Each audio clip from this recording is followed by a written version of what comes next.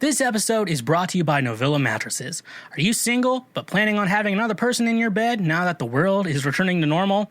Well, to my knowledge, it is important that your bed isn't uncomfortable. However, you don't want to break the bank in the process of buying a new bed. That's why I sleep on a mattress made by Novilla. Meet their Bliss Organic Memory Foam Mattress, perfect for those who want a cool, dry, undisturbed sleep throughout the night, made with organic bamboo charcoal fiber, excellent motion isolation, cooling gel-infused memory foam, fits all bed frames, and reasonably priced between $179 and $369. Perfect for if you want an inexpensive mattress for you, your children, or even for your guest room. Using promo code Schweezy or the link in our description, you can save 10% on any purchase through Novilla directly. Again, that's 10% off using promo code Schweezy. A reminder that when you use our links and promos, you directly support this show.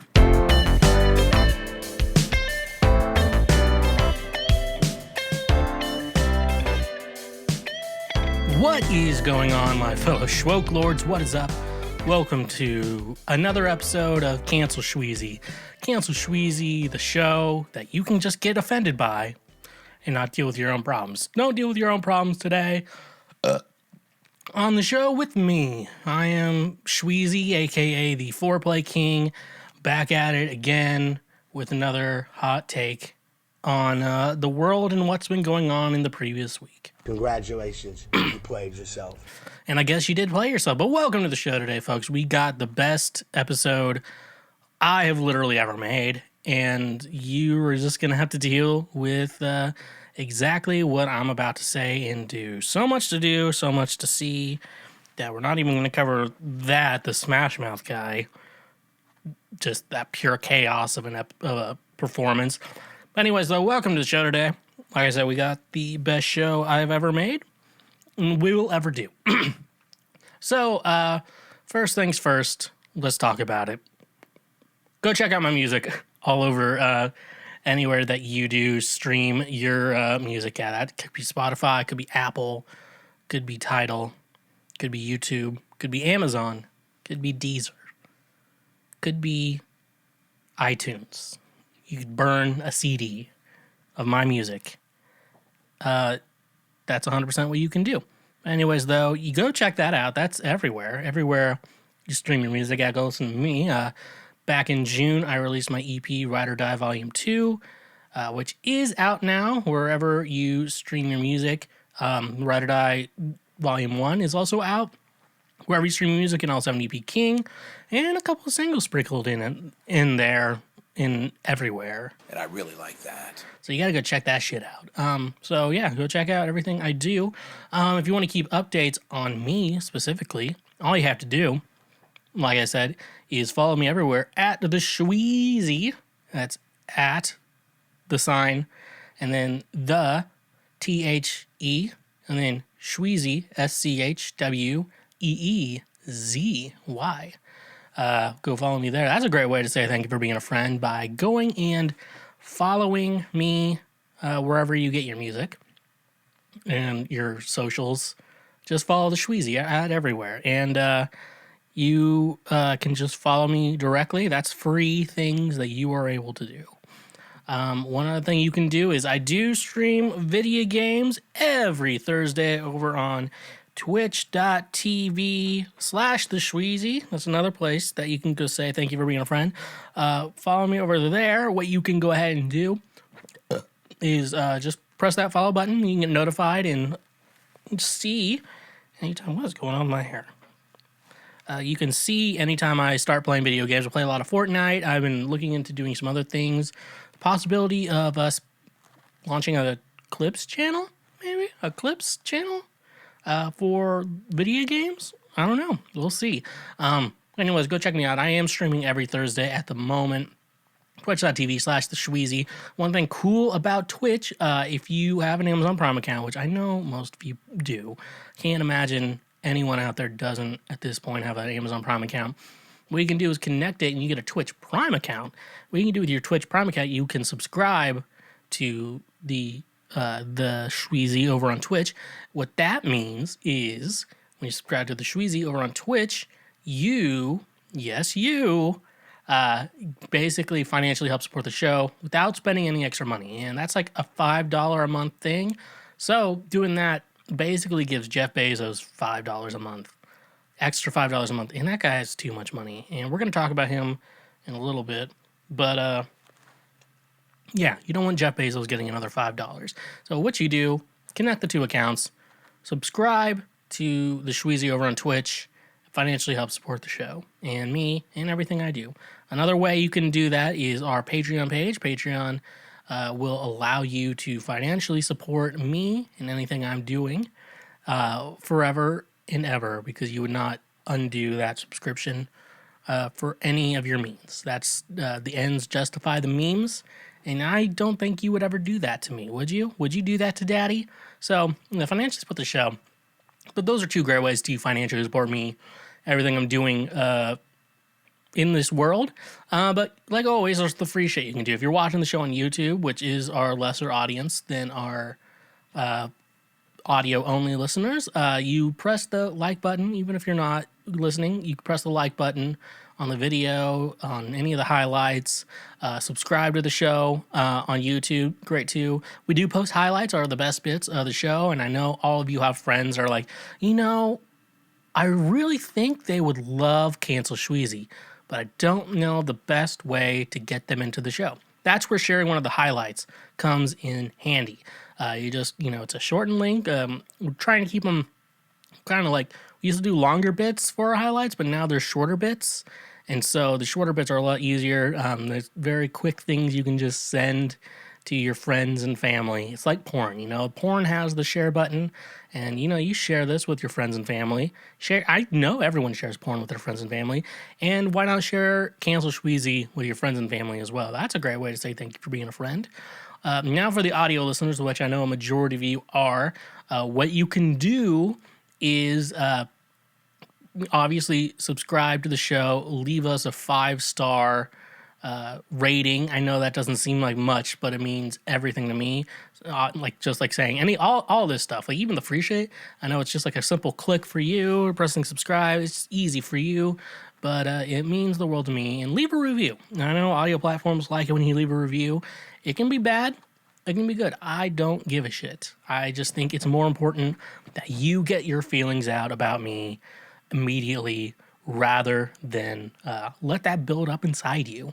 Let that build up inside you and haunt you for the rest of your life. You don't want that haunting you for the rest of your life, do you?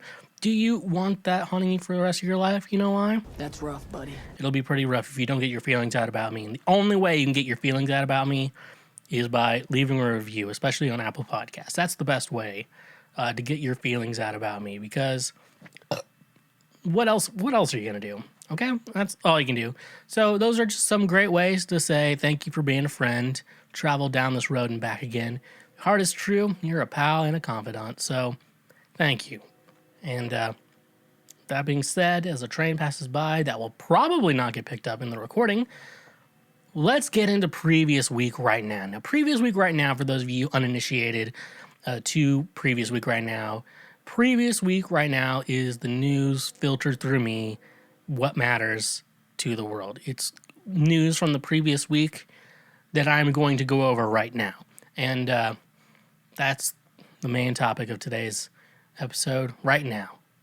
But the previous week, but right now. So anyways, let's just, as Philip DeFranco would say right before sex, let's just get right into it.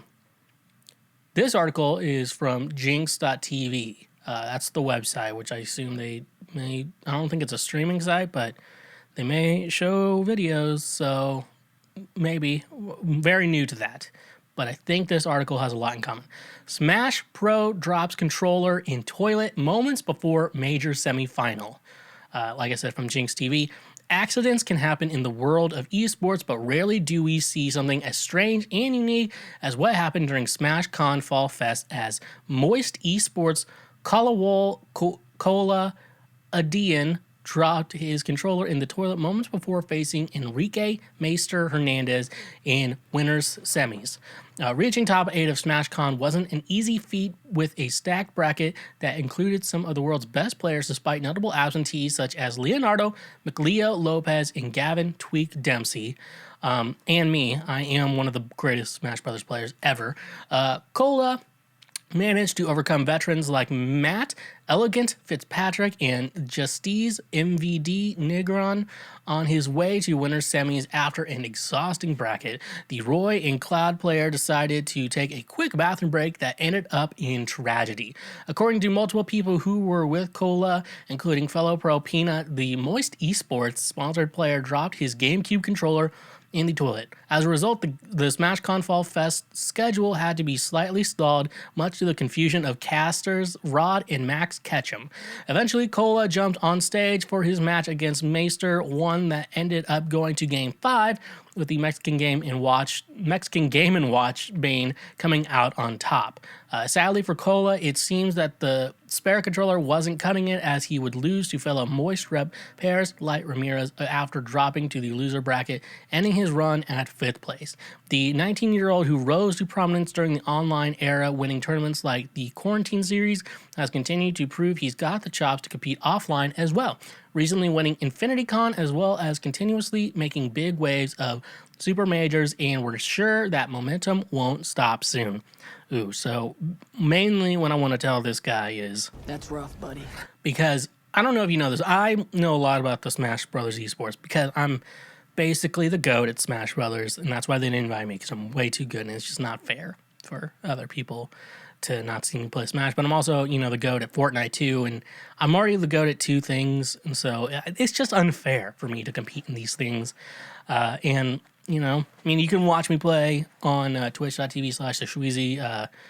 Probably a little bit more of Fortnite than Smash at the moment. But, just being the GOAT comes with its own problems.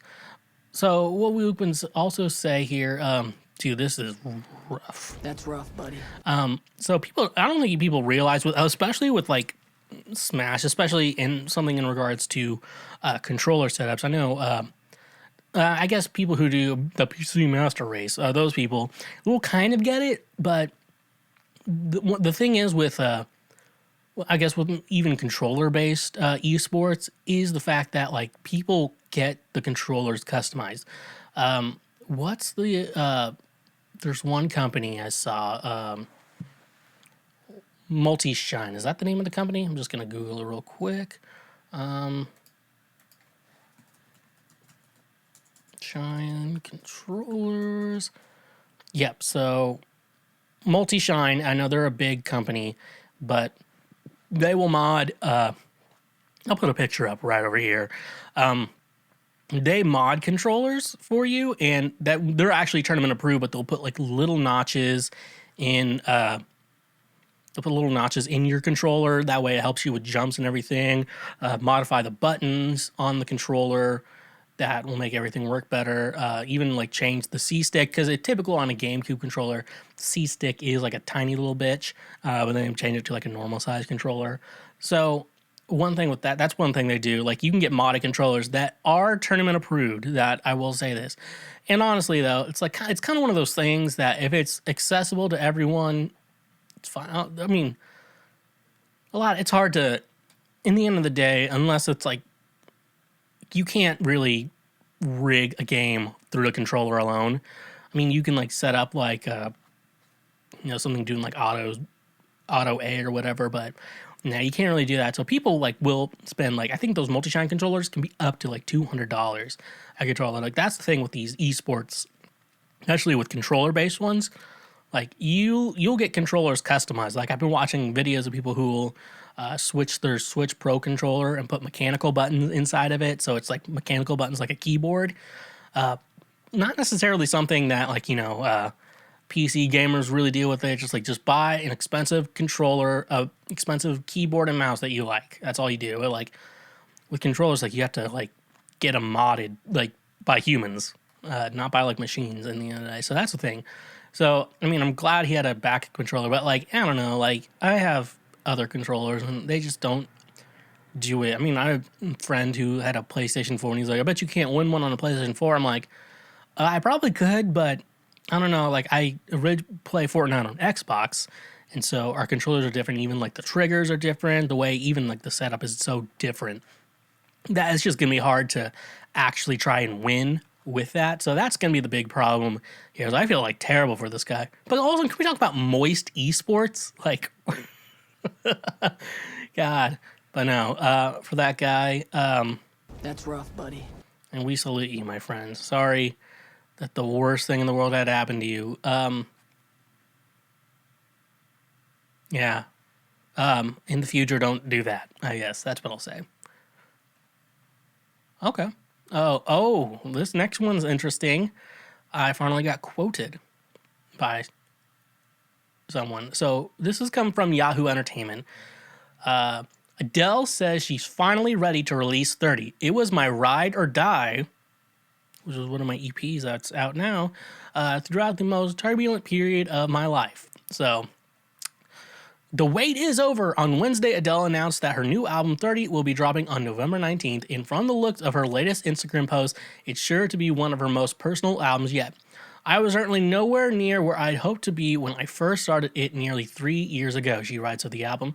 Quite the opposite, actually. I rely on routine and consistency to feel safe. I always have, and yet there I was willingly even throwing myself into a maze of absolute mess and inner turmoil.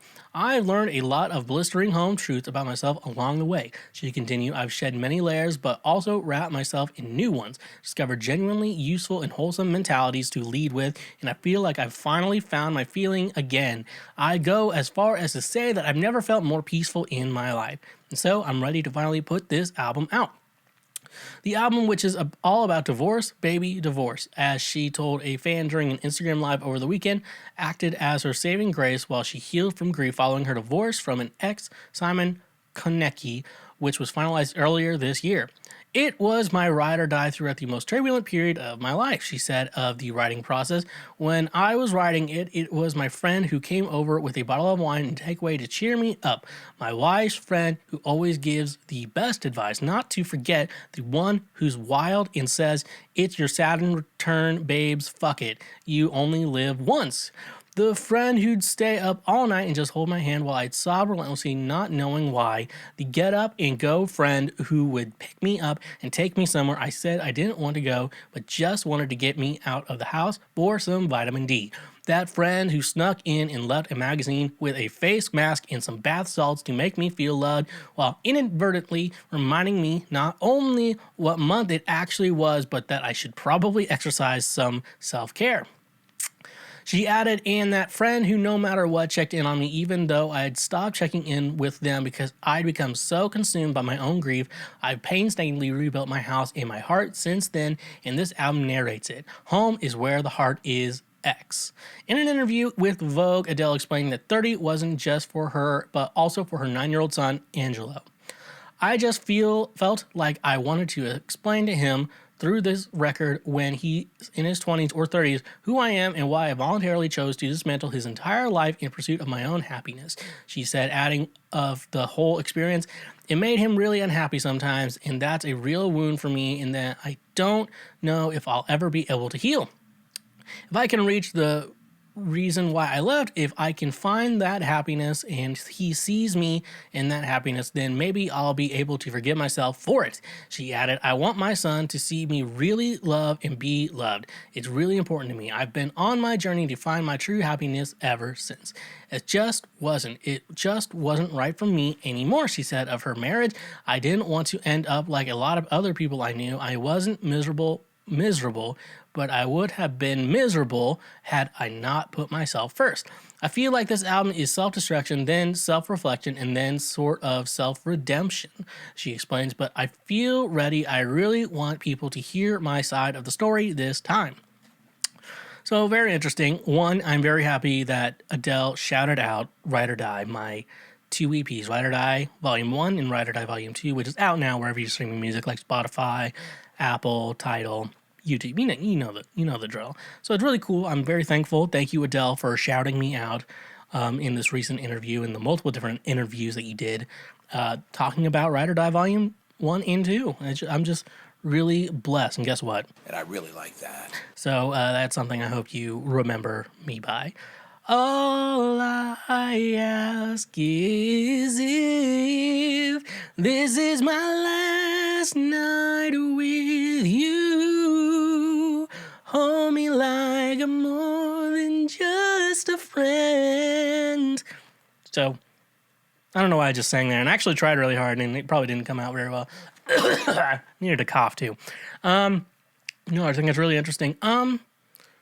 Don't know what I'm going to think of the album. I want to listen to the album before I give any judgments. I know everyone kind of gives Adele the benefit of the doubt as being one of the goats of, songwriting and songs and shit like that. I want to listen to the album before I do anything. That's just... This is the type of guy you get. So that is something I'm going to take care of before I do anything. But I'm really excited. Back in November is when the next album comes out. I'm really excited for that shit. We'll see where the world will go from there. And I'm super excited. And I like that. So, yeah, I guess that's what I'm going to say about this. All right.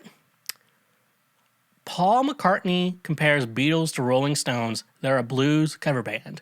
This is from the Rolling Stones magazine, not to be confused with the band who's also mentioned in this. And I bet some of you are wanting to know why I keep going to the Rolling Stones for music news, because they actually do...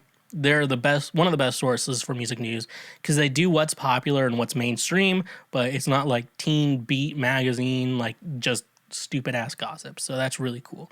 And I really like that. So Paul McCartney did not shy away from his thoughts on where the Beatles stand when it comes to their peers, the Rolling Stones, in a new interview with The New Yorker. As far as musical palettes go, he told the magazines the Beatles was broader. I'm not sure I should say it, but oh no, I need to say it like Paul. I'm not sure I should say it, but there's a blues cover band. That's sort of what the Stones are.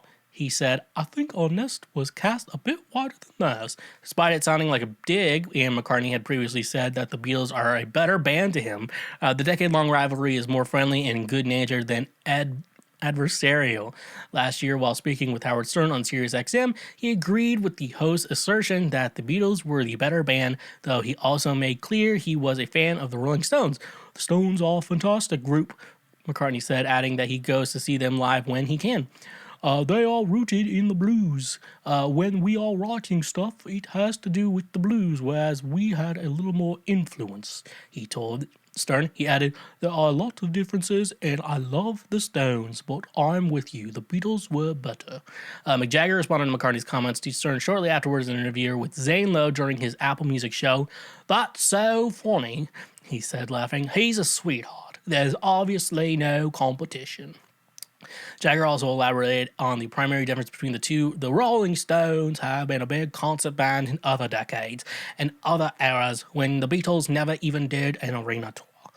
They broke up before the business started. The touring business for real didn't start until end of the 60s.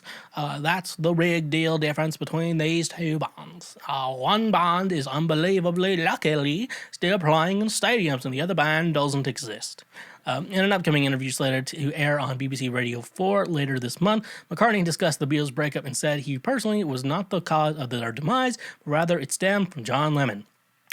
I didn't instigate the split. That was our Johnny. McCartney said, I am not the person who instigated the split. Oh, no. John walked into a room one day and said, I'm leaving the Beatles. Is this instigating the split or not? First of all, yeah, we all know John was the one, and that's just very public knowledge that John was the one who decided to end the Beatles. In regards to this rivalry, I wish it was a little more juicier, but it's only juicy for if you're a diehard Beatles fan or a diehard Stones fan. And, the Stones were recently in Nashville, as we covered last week, visiting junkyards and shit. But, I don't know. In this rivalry, that's not really a rivalry. It's the fan-made rivalry.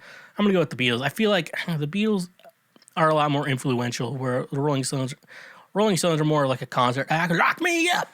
Rock me up! And they shake and everything. I don't know. The Beatles are a little bit more musical, I would say that. But, the Stones are like, the Stones are like your dad's favorite band that your dad's going to see.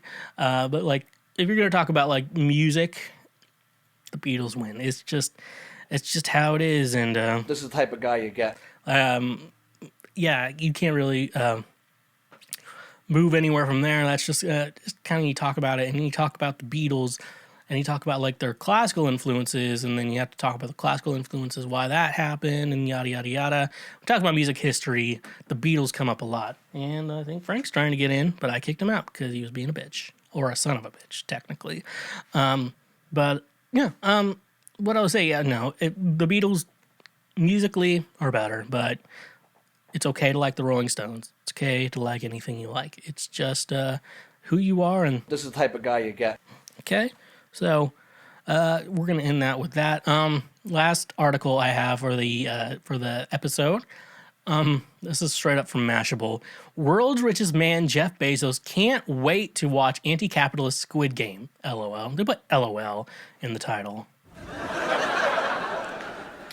Listen, everyone should watch Squid Game, the poignant new South Korean Netflix show currently exploding in popularity. But if anyone has important lessons to learn from its dystopian story about the cruel rat race of late-stage capitalism, it is Jeffrey Bezos, founder and former CEO of Amazon.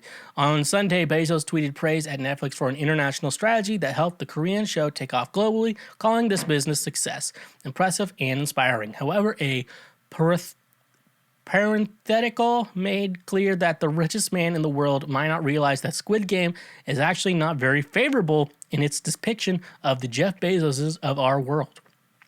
I can't wait to watch the show, Bezos wrote, and honestly, Jeff, we too would love to know your thoughts once you actually watch this Parasite meets Hunger Games critique of the class inequality created by the very exploitative, predatory capitalist system you gained at the expense of your workers' basic human rights and decency. In case anyone needs a refresher, Bezos owes a significant portion of his starting net worth to the employees that have reportedly had to resort to pissing in bottles and shitting in bags to keep up with the grueling demand of their employers and workplace. The company also stands accused of repeatedly failing to protect workers throughout the deadly pandemic with lack of proper safety protocols, hellish working conditions, and lack of transparency around pandemic protocols that contributed to over 20,000 employees contracting COVID-19 along with an unknown number of deaths. While Amazon denied workers paid sick leave during the pandemic, Bezos made more money than ever. As the company actively gambled workers' lives, it even ran disturbingly cheery ads thanking them for as essential. Amazon doesn't seem willing to spend much on protecting workers, but it's apparently willing to drop a lot on a PR strategy to counteract all the negative press around reports of abusive working conditions.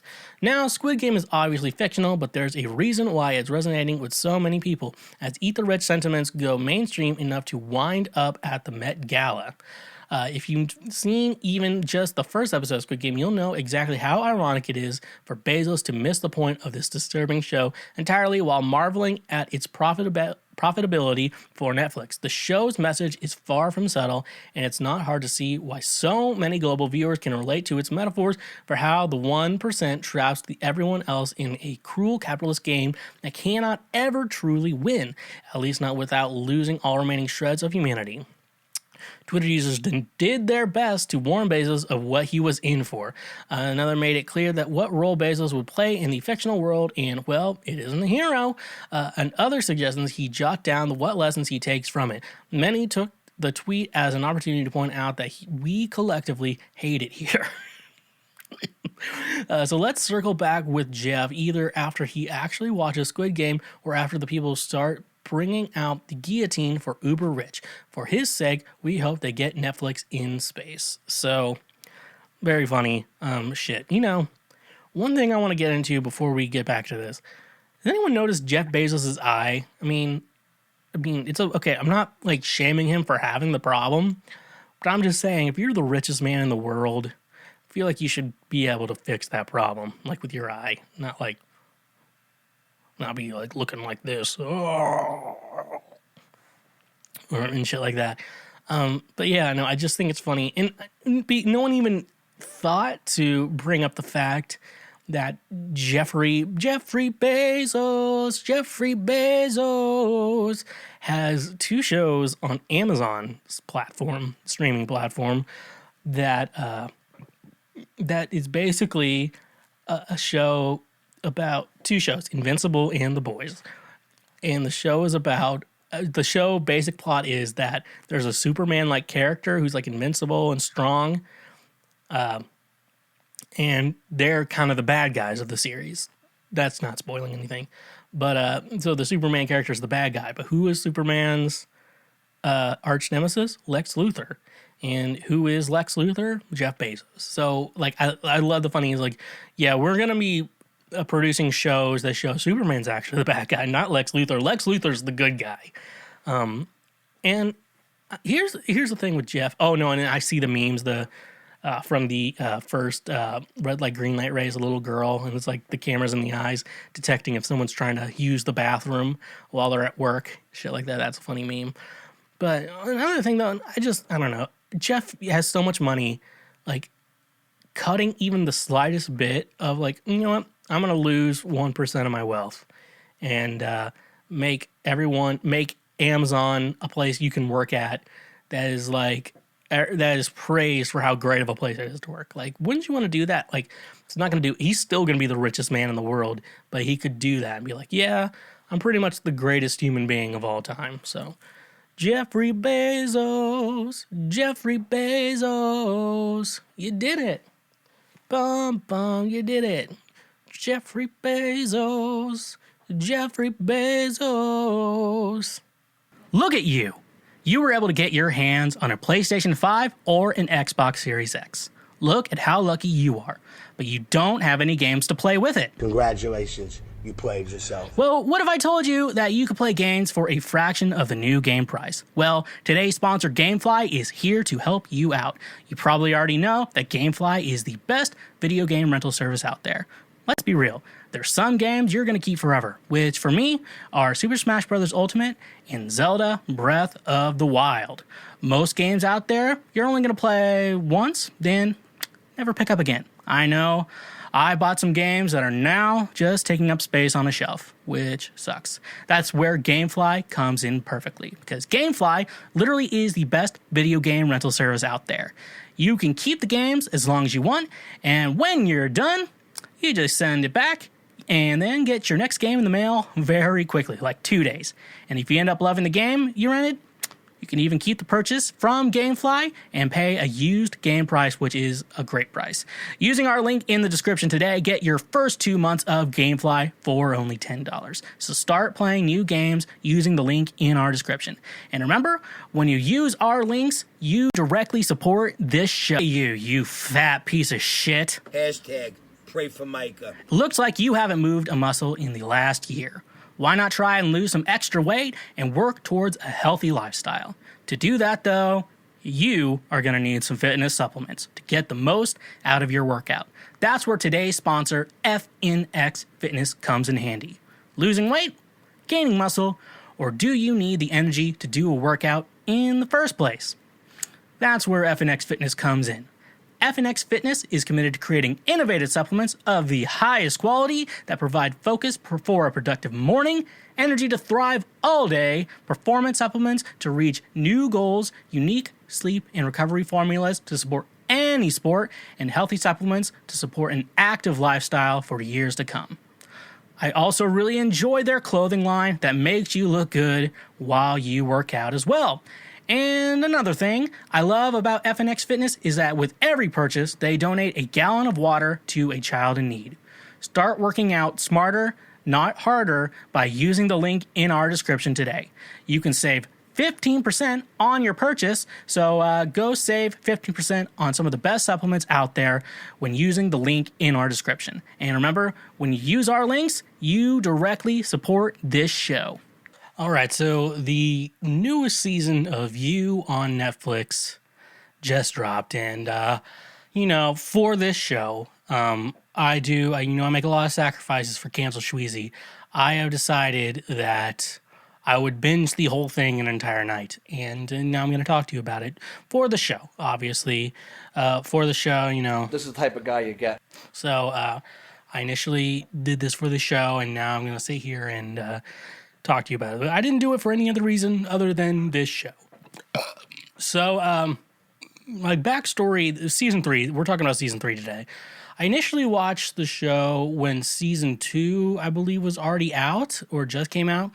So I watched that season 1, and you finish that season, like, has a pretty brutal ending to season 1, and then I just immediately went into season 2. I'm like, I need to process season 1 until I can move on to season 2 after I'm watching it. It's just like moving on, things is normal. So that's a good suggestion. If you have not watched You, between each season, you need some time to process this. You can't just like binge. If you can binge it, you might be a psychopath. Just saying, you might be a psychopath. I don't get to make those rules. It's just what happens. I'm sorry. This is the type of guy you get. So, anyways, though, so I had to take a break for watch season 2. Then eventually, finally got to start watching season 2. Watched it, and then season 3 came out, and your boy had to binge it in one sitting. So, yeah, so that's what I did, and so it's a very intense show. A lot going on. For if you have a soul, you can feel bad for the characters in the show, which is a very weird thing for me to be emotional about characters on TV, because then I watch shows like My 600 Pound Life, and I'm like, this is funny. So anyways, so I'm gonna bring up the premise of the show, and how am I going to bring up the premise of this show? I'm gonna read exactly what's on Wikipedia. So let's just go into it. The first season follows the story of Joe Goldberg, a bookstore manager in New York, who upon meeting Guinevere Beck, an aspiring writer, becomes infatuated with her. He feeds his toxic obsession using social media and other technology to track her presence and remove obstacles to their romance. In the second season, Joe Goldberg moves from New York to Los Angeles to escape his past and start over with a new identity. When he meets avid chef Love Quinn, Joe begins falling into his old patterns of obsession and violence. As Joe attempts to forge a new love in the city of angels, he strives to make his relationship with Love succeed at all costs to avoid the fate of his past romantic endeavors. And now season 3, which like I said, I binge watched the entire thing in one sitting. In the third season, Joe and Love are married and raising their newborn son, Henry, in the Californian suburb of Madre Linda. As their relationship dynamic takes a new turn, Joe continues to repeat the cycle of obsession with a burgeoning interest in Natalie, the next-door neighbor. This time, Love will flip the script to ensure that her dream of having the perfect family will not be torn away so easily by Joe's compulsive actions. So yeah, that's basically the show. Joe basically will like stalk a woman nonstop and then like remove obstacles in the way, which is a very great word to say. Like I'll go over things in the first season as examples, but after that, I'm not spoiling anything else. I'm going to spoil a little bit of the first season. It's been out for a couple years now, so you can shut the fuck up, and if you have any problems with that... Pretty bold of you little fucks to assume that I'm not God. So, so in the first season, he's infatuated with Guinevere Beck, or just Beck for short, and she's kind of in this on-again, off-again type situation with this fuckboy named Benji. Now, Benji his, like, parents are rich, so you know the type. We all know the type, and he... basically it's like a craft soda company I think he wants to start. It's pretty fucking, it's a very much making fun of millennials. Anyways, so Joe takes it upon himself to kidnap him and put him inside this weird cage. Now the cage is a very big thing for the show. So basically when Joe had the bookstore, what the cage was is where you kept limited edition, very nice copies of books. That it was like room controlled, completely silent, so you couldn't hear anything outside of it. Bulletproof as well. So if you tried to shoot the glass, it would just ricochet and it could hurt yourself. It's kind of goes. So he traps Benji in this thing, and eventually Benji's like, oh, I have a peanut allergy, I'm addicted to Coke and everything.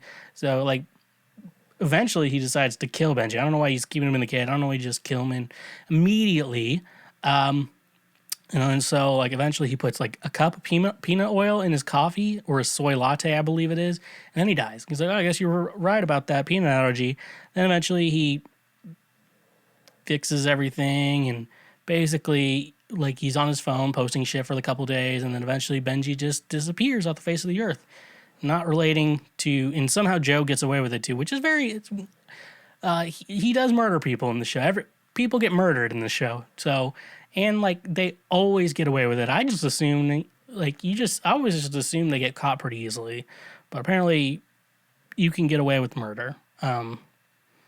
But I think Joe learned this from books, not from Googling it. So I think that's how he won. Anyways, though, so basically, it's basically moment in season 1. So he removes obstacles by killing them and stalking and shit like that. So yeah, so he's a cool guy, a very cool guy. And anyone who decides to get and at some point, like people will catch him in what he does, and then you're like, oh, they're dead. And I'll just be like, you know what? And that's another thing with me, though. If I see someone doing something illegal or whatever, and I'm like, they could probably kill me or whatever, I'm like, you know what? This is not my problem. I'm going to run away. I'm not calling the cops, not getting them involved. I'm just, you know what? If I see something illegal, I'm like, I'm out. I'm not dealing with this. I'm not calling the cops or anything. But this is the type of guy you get. You know, because like one thing is like I don't want to get involved, and that's always wonder like when people like come across dead bodies in like the forest or whatever, like they have to get involved and they have to call the cops and they have to get like their story of how they found it, yada yada yada, you know, all that stuff. I'm like, if I'm hiking in the woods, which means hell has frozen over, if I'm hiking in the woods and I see a dead body, I am just walking and moving on. Like, this is not my problem. Like, that sounds like a lot of things I'm going to have to do in the meantime. So I'm going to ignore it and hope no one saw me ignoring it, because if someone sees me with it, then I have to fucking do something. But now I'm like, you know what? This is not my problem. I'm not getting involved with this. But some people could think this is a shitty thing of me to do. But guess what? This is the type of guy you get. So... sounds like your problem, not mine. So, sounds like your problem with me. Also, one thing with the season 3 episode of it, this isn't like a spoiler, so, because they put it at the beginning of the episode before the episode happened, so this technically is not a spoiler. But they put like a warning about suicide, so if like you're sensitive to that, you know, be warned, it could be a little rough for you. I mean, like, that's rough, buddy. But for people who are sensitive to that shit, which I'm gonna give Netflix the benefit of the doubt that their intentions were pure and they just wanted a good and just didn't want to like freak anyone out. So I'm gonna give Netflix pretending that they're good. But for me, a genius. The entire time I was watching the episode, I was just thinking, you know, who is that person going to kill themselves? Is that person going to kill themselves? So it's like a good and bad thing. It's like, are you going to kill yourself? No, maybe not you. Or how about that guy? Is he going to kill himself? Then eventually the person in the episode kills himself. And I'm like, oh, made sense that you would kill yourself in the show. But just a little warning, don't kill yourself, folks. That's, I will say that. Don't kill yourself, okay? You heard it from me, so if you do it, you went against my word. And that is the worst thing you could ever do. So here's the weird thing about the show I always think about.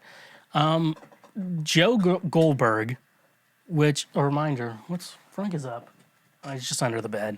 The weird thing is Joe actually did get someone on TikTok with, who's Joe? And I'm like, Joe Mama. Got him. Oh, but anyways, though, there he is. I think Frank's just being dramatic, or I don't know what he's going to do. He's going to try to sit in my lap and be obnoxious. But no, the big thing with Joe is that Joe Mama. No, Joe Mama. But the weird thing with Joe is he's the protagonist of this show, technically. But I've always kind of in my mind put down that like protagonists are good guys, but like you're rooting for Joe. And one convenient thing about this show is he has a lot of plot armor. Until they announce a final season, I'm like, well, he might die. He might die finally. But no, it's like an interesting concept of like your protagonist is the bad guy. because you want him to get away with everything. It's like, I mean, it's similar to Walter White from Breaking Bad, where he is like, he technically starts out as a good guy, and he's just like making meth just to help him pay for his cancer treatment. But then you get to like near the end of the season, like he turns into a bad human. This is the type of guy you get. So Frank is just walking around, but no, Joe, like he's terrible from the start, and you realize this the moment he starts stalking Guinevere Beck in the season 1. But Joe's just terrible from the start. He like stalks his victim. We'll call them victims. He stalks his victims, keeps mementos, and then he just believes that women owe him. She's like, Beck, you deserve me, and I owe you, and you deserve to be. You have to be with me with all this shit I'm doing for you or whatever. It's like our fairy tale endings. I'm like, it's pretty freaky, but yeah, no, it's really funny. He's like a nice guy. But the problem with him being a nice guy, trademark, is that Penn Badgley, the actor who plays Joe phenomenally, and he's like, you have to go to a dark spot to act as him. He's just a terrific actor. So it'd be weird to see him in public. I'm like, oh, are you going to kill me or my wife or whatever? No. Are we going to the same girl? Because you can just have her. No, he's probably a really nice guy in real life. I have not met him, folks. So I can't assume he is. But one of the things is, though, men who stalk women don't act like him. He's a very handsome man. Women, he does not actually need to stalk women on the show. That's just him. And I kind of get into it like his mommy issues in season 3. But regardless, though, yeah, he has some problems, and he's too handsome to be like that. And guys who are that handsome don't usually have that problem. So, so don't stalk women with their knowledge, because they will. Oh, hey, there's Frank in the background. Frank is just exploring because he's a pug. He's just exploring on the chair because he's a pug. With that big old ugly face, and it's licking at your face. Not just running face with face, so. Okay, though. Yeah, no, don't stalk women. That's bad, okay? Stalking women is bad, okay? Don't do it. It's bad, okay? Don't stalk women. Not actually, he's just sniffing around, so. Alright, okay. Time for a little segment I like to call Scraping the Bottom of the Barrel. Now, for those of you who are new to the show, new to Frank walking around in the shot, Scraping the Bottom of the Barrel is going over a BuzzFeed article, typically like a list type article, and we just react to it. Because we're scraping the bottom of the barrel for content, and that's what I'm doing with this BuzzFeed article today. So let's get into this. Let me deal with Frank. Frank, come here. Let's see what he does. Yep, he wants up. Come here, Frank. Come here, buddy. Oh, I need to see if he just gets up here. Come on, buddy. You got this. Buddy, get up here. What do you want? Want up here? Want up here, Frank?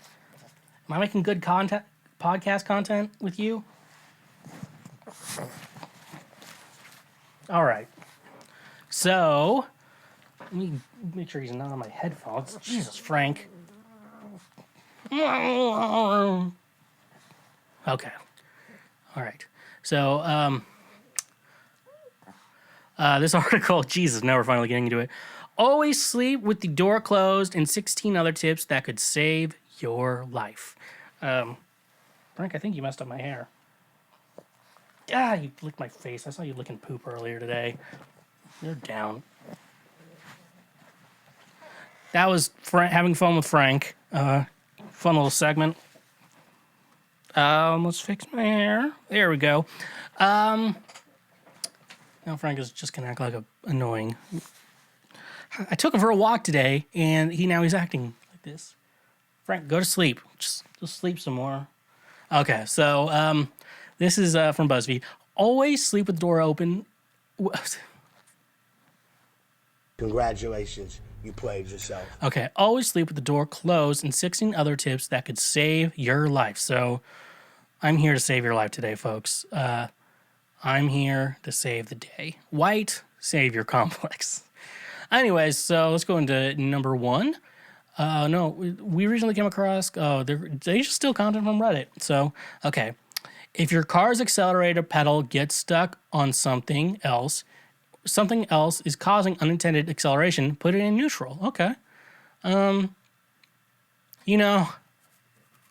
It sounds obvious, but it's hard to remember when it happens, and it won't be instinct. Turning the key off works, but could cause the steering to lock or loss of brakes.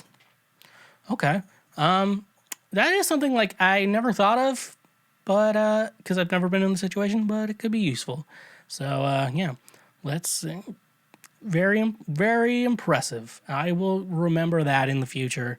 That is something I could use. I didn't know that, so I didn't know that one. That's one.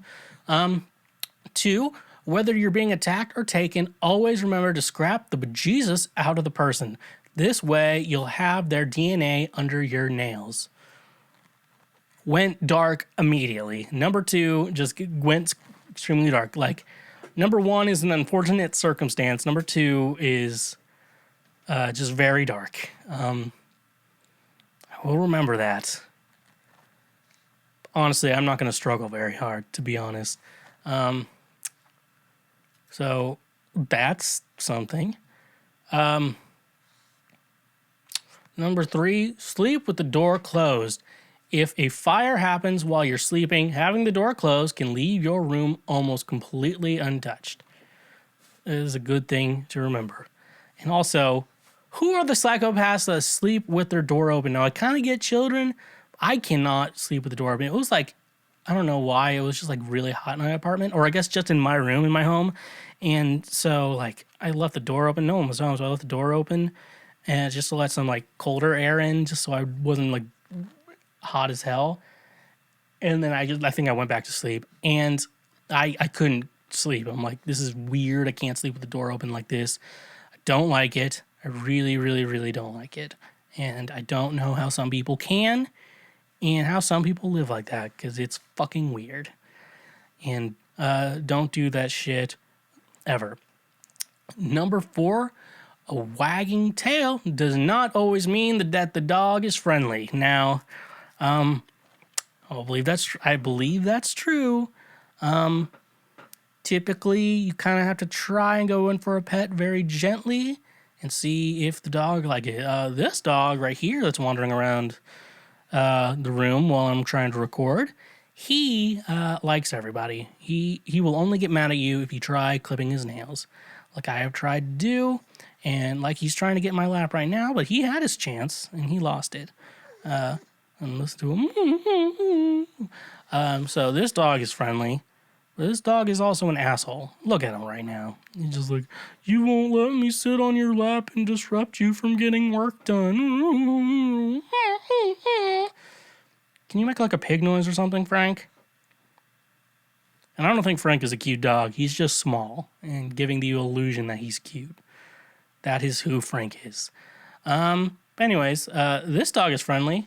Now, this dog, is he going to go lay down again on the floor next to my feet of all the comfy spots in my room? Quit scratching the floor, Frank. All right, anyways, yeah, that's probably a good tip. But most dogs will let you know they're friendly.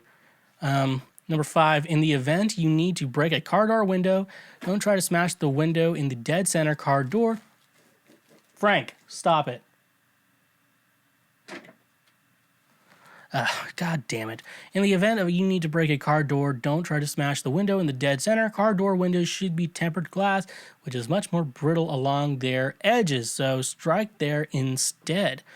Actually, very smart. Yeah, it actually makes a lot more sense, but, yeah.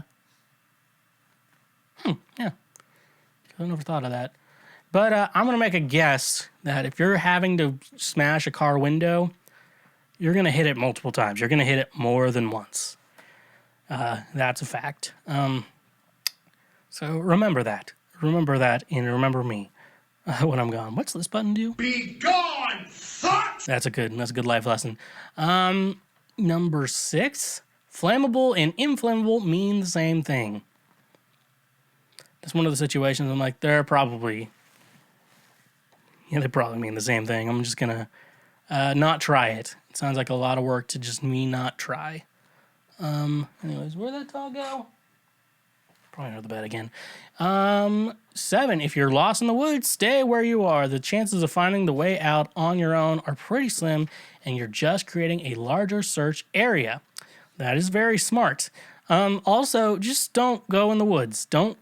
Hiking is overrated. I've been outside enough. I've seen enough things outside, which if I'm just trying to see outdoors, then I've seen it, and I don't need to see it again. And people are like, but you can take a good picture. I'm like, I'm decent at Photoshop. If I want to Photoshop myself into a photo, I can. So I'm not too worried about that. I'm just pulling on this pug's leg because he keeps going into my ramen, and I don't like that. So yeah, remember, just don't go in the woods at all. Just plan to never go in the woods. I've seen it all, and I guarantee you have too. Number 8, most drunk driving deaths occur on Saturday night between midnight to 3 a.m. Avoid the road during these times if you can help it. That is very smart. It's true. But also, don't be so scared of driving that, don't live in fear. But if you see someone, kind of drinking and driving, try to avoid them. Try to go away as quickly as possible. I am getting rid of this pug out of my room.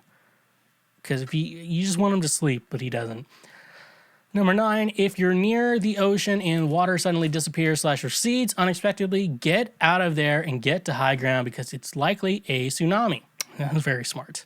I also don't live near the ocean, so not something I need to remember, but possibly could happen. But also, yeah, beach people, if you just see it recede, I was oh, that's strange. Let's get the fuck out of here. Number 10, former 911 operator here. Don't feel bad about calling 911 unless it's very stupid, like McDonald's screwed up your order or you got a bad haircut. That's my comment. If it's not an emergency, they'll tell you to call a non-emergency. An emergency is not just a violent crime. It's a crime or potential crime in progress or an issue affecting safety. So, makes sense on what it is. Now he's sitting down being a good boy. So remember that forever. Number 11, chemical burns are not like fire or heat burns. Many will not immediately trigger a reflex action of pain. Okay, I hope to never be in a situation where I have a chemical burn. I'm sometimes in positions of heat burns because I cook food. That's just, This is the type of guy you get. So, I can't always, do that. I'm not reading that. Number 12, if you're scuba diving and you're going to vomit, do it right into the regulator. Don't take the regulator out of your mouth because after you vomit, the natural instinct is to inhale. The puke will blow out of the exhaust valve with your bubbles. Oh. But it's going to suck because won't it taste like vomit, though? But, anyway, if you feel the need, if your stomach's feeling vomit, if you have food poisoning, your stomach's feeling that way, I'm going to make a general suggestion. Just don't go scuba diving, okay? It's probably not worth it. Okay, number 13, purple flags at the beach mean dangerous sea life in the area. Most people understand the other flags, but purple can be confusing. This is something I think you should put up a sign showing the meaning of the colors. That would be a good idea because as a landlocked person, I'm never gonna remember this. I'm not gonna even remember this after I finish this episode of all this information. Number 14, if you get trapped on thin ice, lie down on your stomach and crawl/wiggle your way back to shore from the direction you came from.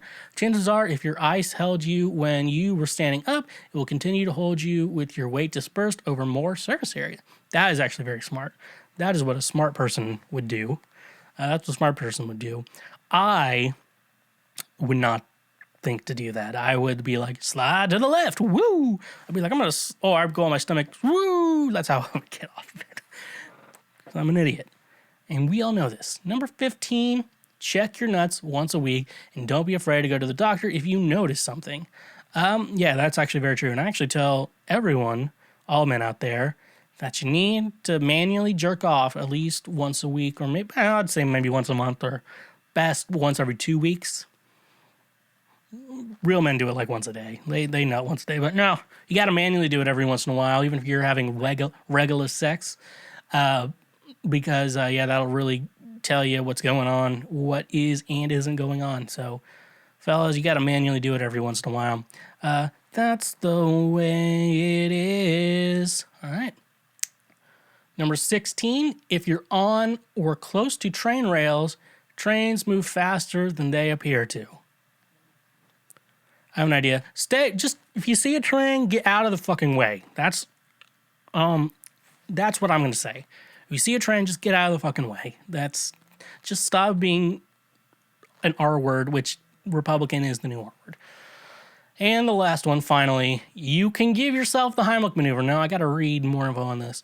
To piggyback off of this, if you are coughing, you are getting air in your lungs. Never attempt a Heimlich maneuver on someone who is coughing. It can lodge the food further in their throat and actually block it. If someone is actually choking, then they won't be able to cough. That situation, perform the Heimlich maneuver until they start coughing.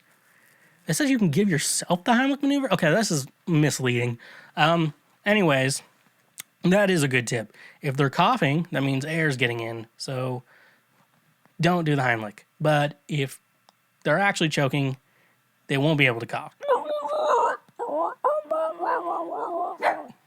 Oh, Frank just barked.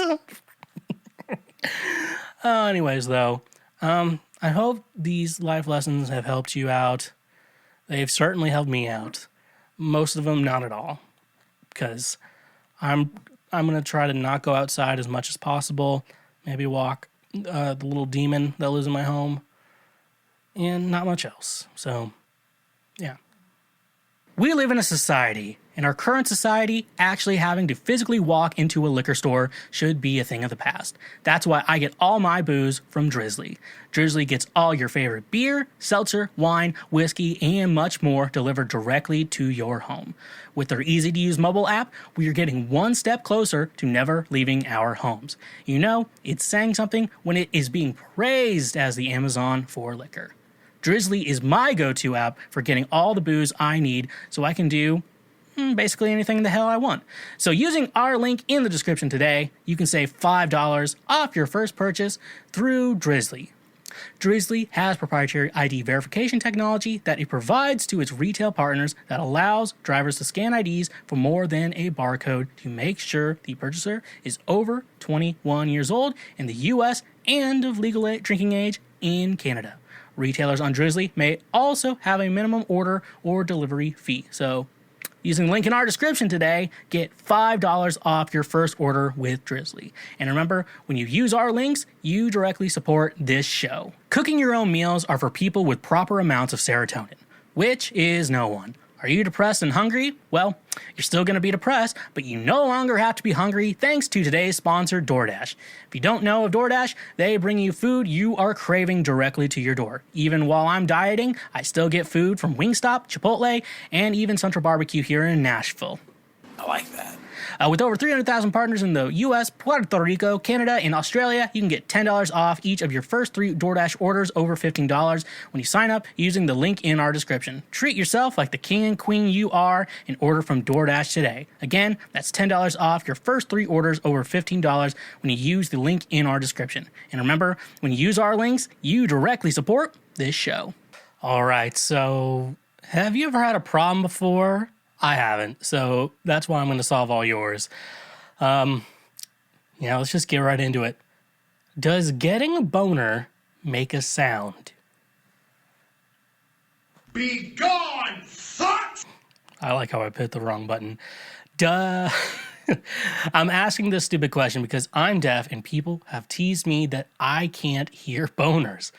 But I don't know if they are just fucking with me or if a boner actually makes a sound. Is it a subtle sound?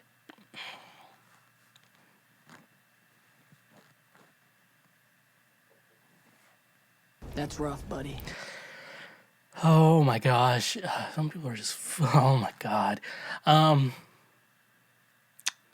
don't make sounds. At least mine doesn't. I hope yours doesn't.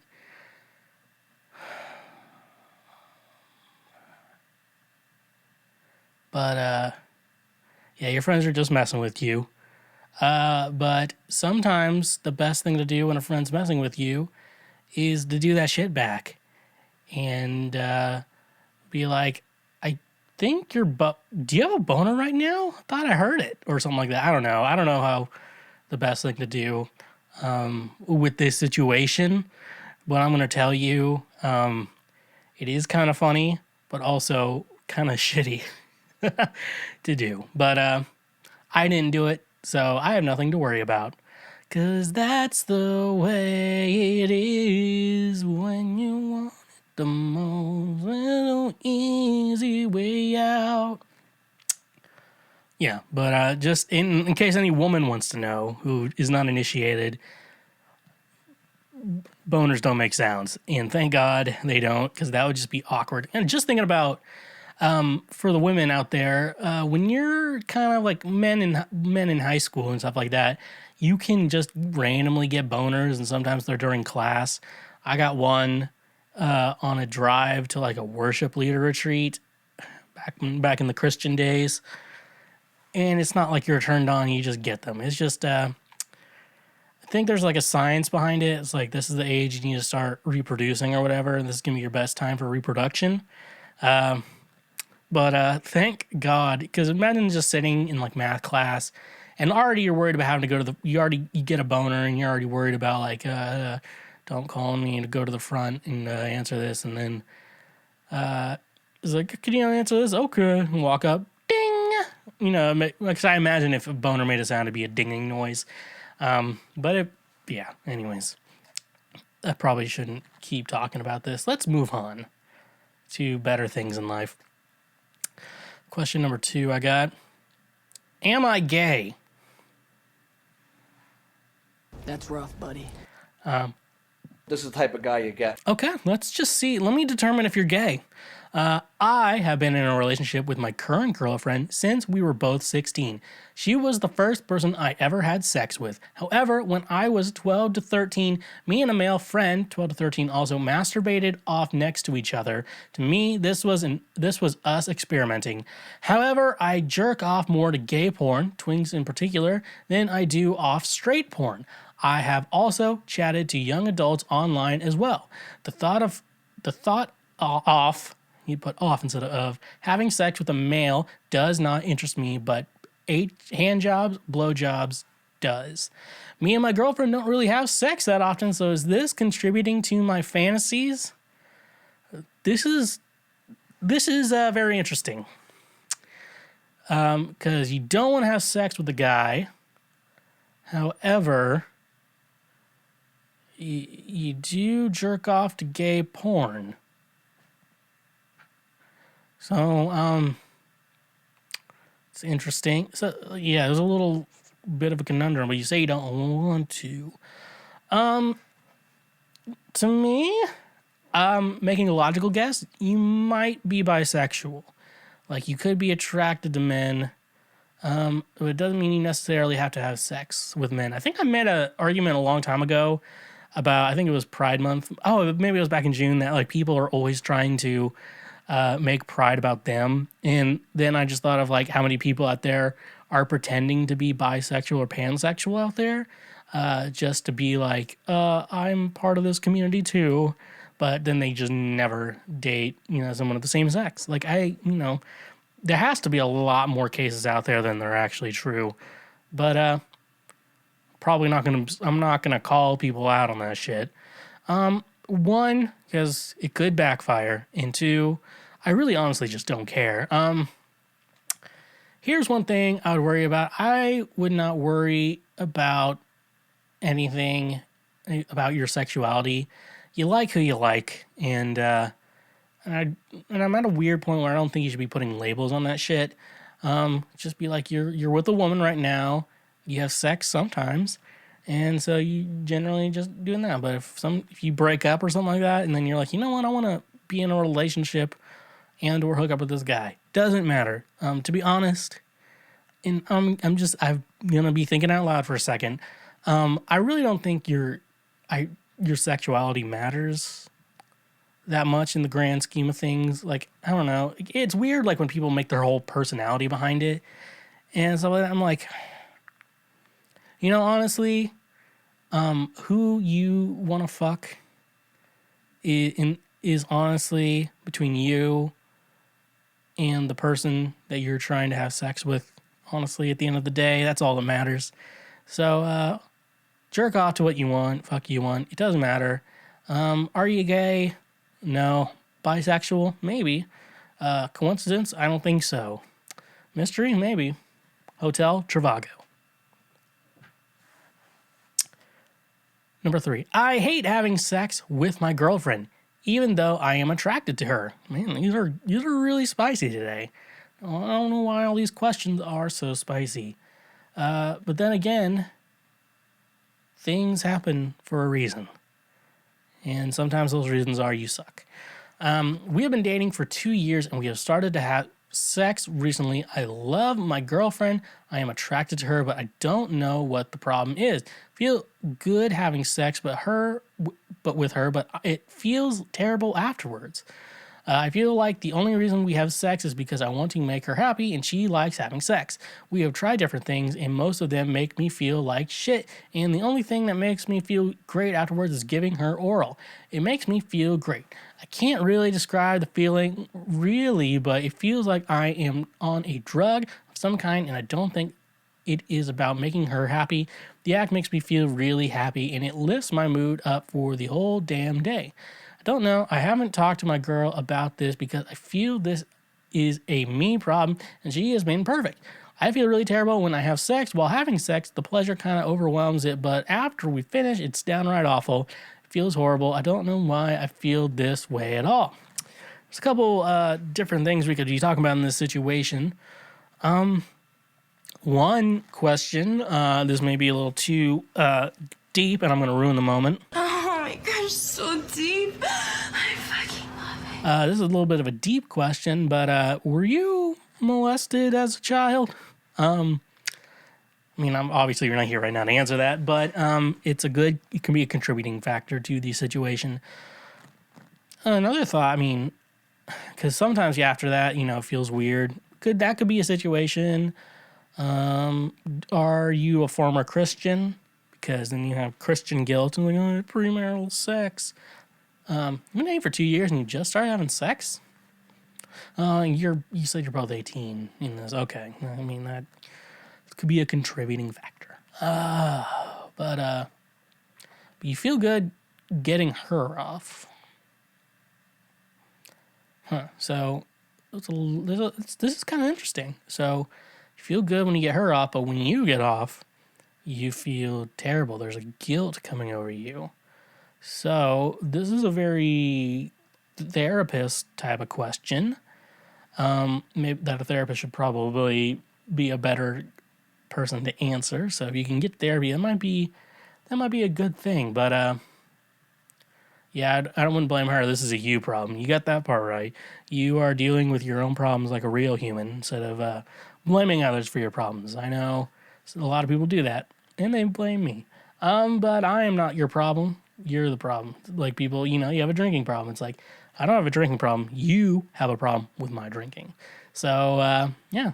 So there's a couple, so those are the wise things I would tell you. There could be a problem. See a therapist. That's probably the best thing you can do. Because there is something triggering you. And like, why am I not allowed to like this? But there's also, here's what I would do. So it could just be in your head. If you can't determine why you feel awful, maybe develop a voice inside your head that tells that voice to shut the fuck up. That's telling you to feel awful. That could be it. Or you could possibly feel bad that it's over and done with. I don't know. This is like a very interesting question because I could think of like so many possibilities that could be the answer to this problem. But yet again, I can't answer it without talking to you. So Yeah, that's gonna be a real downer. And sometimes uppers are what you need instead of downers. This is the type of guy you get. So I'm gonna say there could be sexual trauma in your past, could be former Christian trauma. Sounds like to me if this was gonna be my situation, that would be the problem. But you feel good giving her oral, so there could be something like you feel good when you're gratifying someone else, but when you yourself getting gratified, you feel guilty. So that's going to be what the issue is I see with you, and how I would tell you to fix your problems, because maybe that would push you in the right direction. I don't know. You do you, boo, and do what you need to do. Okay, here's our fourth question. X broke up with me today right before our trip. Should I go for it alone? Context, we've been fighting for a while now. She's pretty decisive about the breakup. We were supposed to go for a trip together the day after.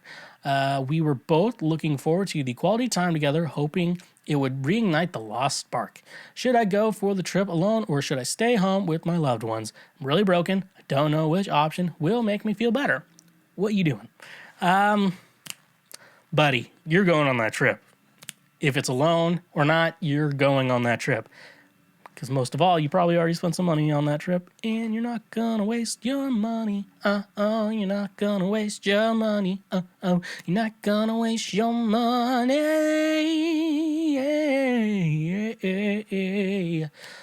So that's the thing, though. First of all, you gotta be like, fuck that bitch. Be gone, sucks! And that's gonna be a big thing I would tell you. Just be like, be gone, sucks! And moving on from there, if you have another side chick, not that you were cheating on her, but if you have someone who would be interested, take them too. So that'd be a good thing. If it's another chick, that would be awesome, because then you can have fun with someone up. You know, Pam, tan all over, Jan all over. You know what they say. Yeah, no,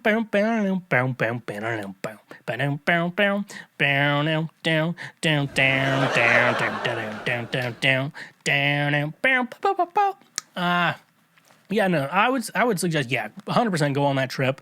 Going on that trip is 100% what you need to do without her, because you're probably broken up, so you need to get your mind off her for sure.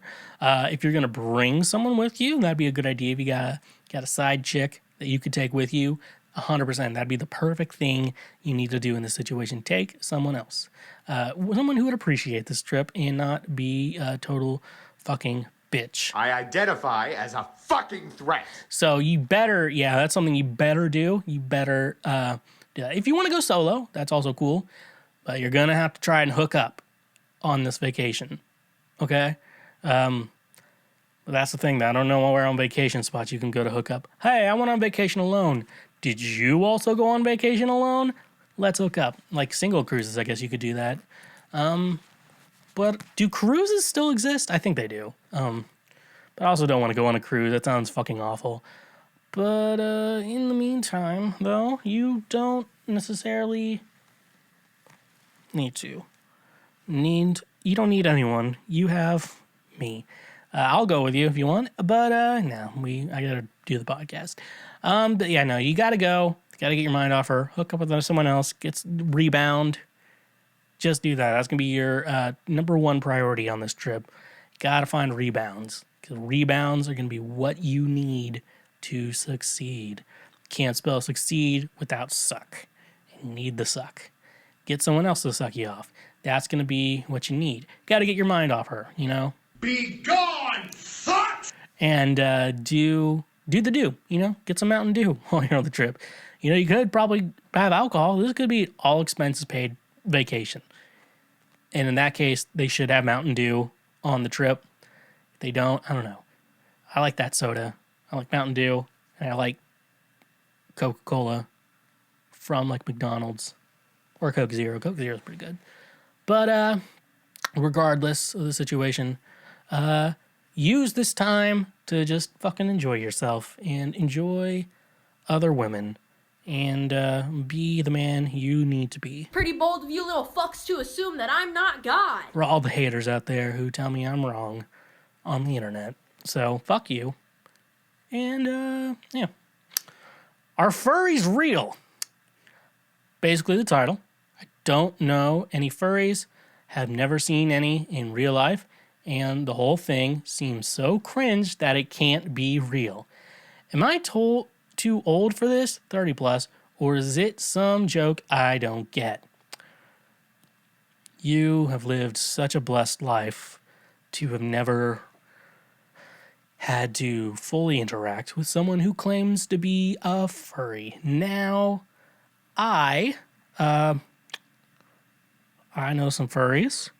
I know some furries that are delightful people, so I'm not shitting on those people. So if I know you and you're seeing this, I'm not talking about you. I'm talking about everyone else but you. Yeah, they're real.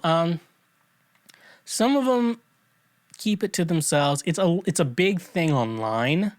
So you may see that shit on Facebook and stuff. But a lot of times it's private groups, so you don't have to see it. If you need to avoid furry stuff, like, you can avoid furry stuff. Like, and it sounds like you've avoided furry stuff too. Yeah, so if you don't, I'm assuming you kind of know the concept of a furry. It's people like anthropomorphic. I said that word 100% wrong. Anthropomorphic animals that people find sexual, like Lola Bunny. And that's why people were mad at the new Space Jam for desexualizing Lola Bunny. People were very upset about the desexualization of Lola. Because she's no longer curvy. She looks like an actual cartoon rabbit, which had no basis in reality to begin with. So, nevertheless, he persisted. The only time you would ever, in any situation, run into them or have to deal with a furry in real life is at their conventions, which, I was going to say spoiler alert. Spoiler alert! You don't have to go to those. I haven't, and there's people, I'm going to go ironically. I'm like, you don't need to do that. Trust me, you don't need to go to a furry convention unironically. But if you would like more information on furries, my friends, check out Professor Lando. He is fucking hilarious. I'm in love with his videos. He streams over on Twitch.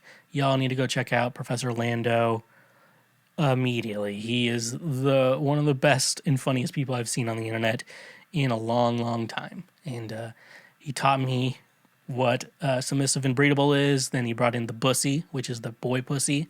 Then he brought in Debussy, or Debussy, or Debussy, the French, I believe that's the right country composer.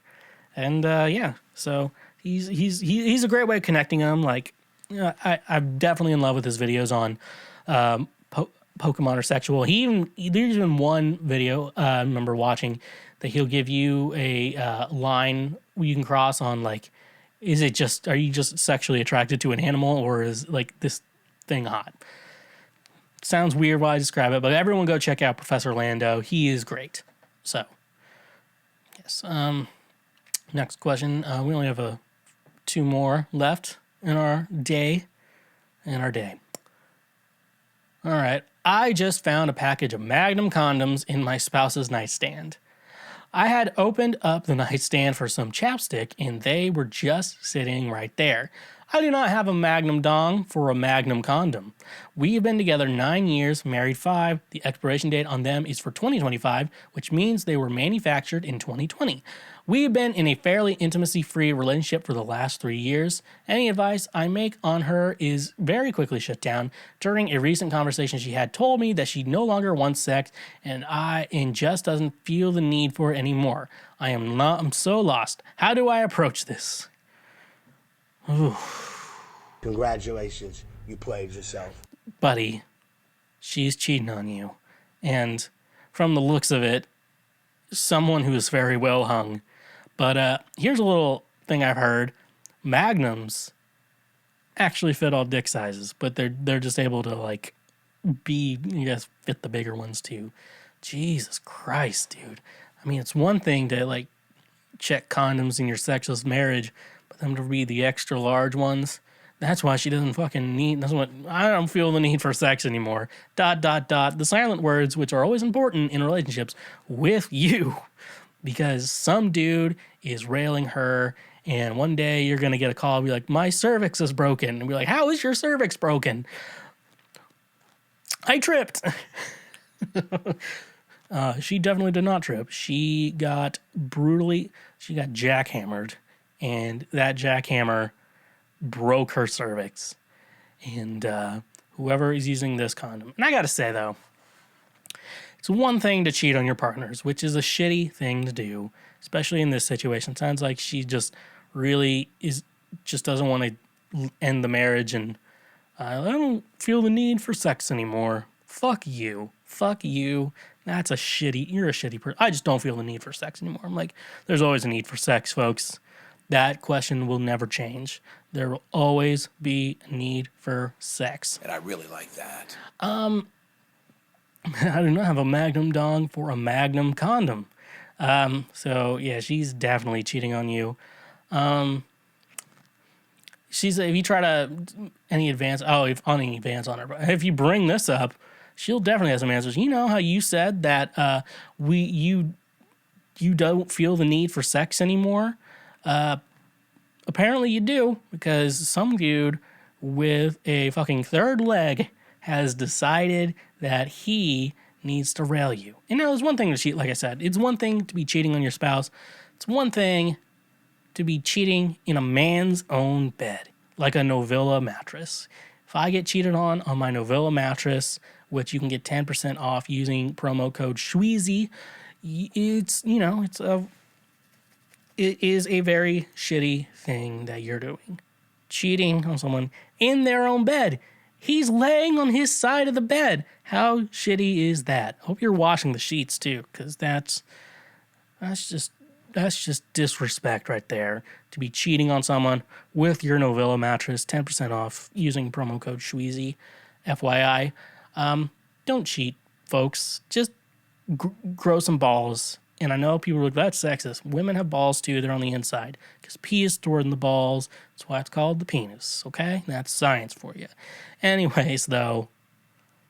Oh, man. See, you're in the rough situation, like, because you found out you're getting cheated on, but you also found out this dude is hung. Like, this dude has a third arm. If he's black, I'm not saying he's black. I'm just saying if he was black or / is black, I know exactly what he looks like. I have a picture of him saved on my phone that I send to people when they're chummy with me. And that is also comedy. So anyways, let's go on to our last question of the evening. 'Cause I've been talking about Magnum dongs too long. My in-laws made fun of my appearance. My boyfriend's mom made the most inappropriate comment about my appearance. My boyfriend is Jewish and I am Asian. His mom was concerned that our child one day would look Asian. She said my child would be so lucky if she looked like her daughter. Her daughter is 28, beautiful, got her nose done twice. Never went to college, never worked, and constantly looking for a rich husband. I responded by saying there is so much more a person can offer than beauty. It would be so wrong for me to reinforce the idea in my child that the only thing she can offer is beauty. My boyfriend's mom went silent and left. I haven't called her. I don't know if I need to. Wait. Hold on. Did my boyfriend's mom... But are you? She looked like her oh, the daughter's a different person. That's confusing. My boyfriend's mom went silent and left. I haven't called her. I don't know if I need to. Just a little background about myself. I'm 29, Asian, university graduate, currently hold a senior role in a financial tech company. I consider myself not bad looking and fit. Anyways, should I call her and apologize? No, you don't need to. She said a shitty thing. You said a thing back. Just brush it off and move on. Just pretend like it never happened and just move on. That's going to be the best thing. My boyfriend is Jewish, and so he has a Jewish mom. And Jewish moms will talk a lot. And Jewish moms are very weird and probably wouldn't take it too personally. Look like her daughter, but it's a guy. So I'm assuming, yeah, you're talking about, yeah, whatever. I think you're a woman. I'm assuming you're a woman in the situation. Anyways, though, yeah, I don't think anything like that should matter to you or anyone else. And you can also remember, 100% that Asian babies make the cutest Asian baby. No, Asian babies are the cutest form of babies. Honestly, that'd be the perfect thing to get an Asian woman. God damn, these have Japanese girls. Do it to me every time. That would be, I mean, obviously if I liked her, I'd like her. But anyways, but the babies, like, I'm not looking to have a child right now, but I would highly consider it a lot more if I had a Asian ride or die, because then we could have Asian babies, the cutest babies that ever existed. Asian babies are so cute, folks. If you don't believe me, Google Asian babies, because they are the cutest form of babies that ever existed. And I don't get to make the rules. White babies can be cute too, but Asian babies are the cutest. And that's just a fact of life we all have to accept, that Asians make the cutest babies. And now you have half Asian, half Jewish. Hopefully I would say she's wrong in that Asians are the cutest babies, and you want an Asian baby in your family. I'm telling you, folks. That's why you want an Asian baby. And that's how we're ending today's episode. Thank you all so much for checking out this episode of Cancel Schweezy, the podcast of all podcasts. If Jesus was on Earth, he would be a guest. But thank you so much for checking out the show today. I appreciate you. And I appreciate all of you checking out and made it to the end of the episode too, which very surprising. So thank you so much for checking out this episode of Cancel Schweezy. Questions, comments, or concerns, the best way to reach us right now is to direct message me on any social media site that is under @TheSchweezy. Everywhere and anywhere that you can find me. He's gonna find you. He's gonna find you. You can run and tell that. Homeboy. So yeah, go check me out on all social media websites. You can also check out my music under Schweezy, Spotify, Apple Music, Tidal, Deezer, Amazon, YouTube, anywhere you stream your music. I'll be there. Remember to also check me out on Twitch. Every Thursday I do stream Fortnite, and I'm probably going to look into some other games to stream as well.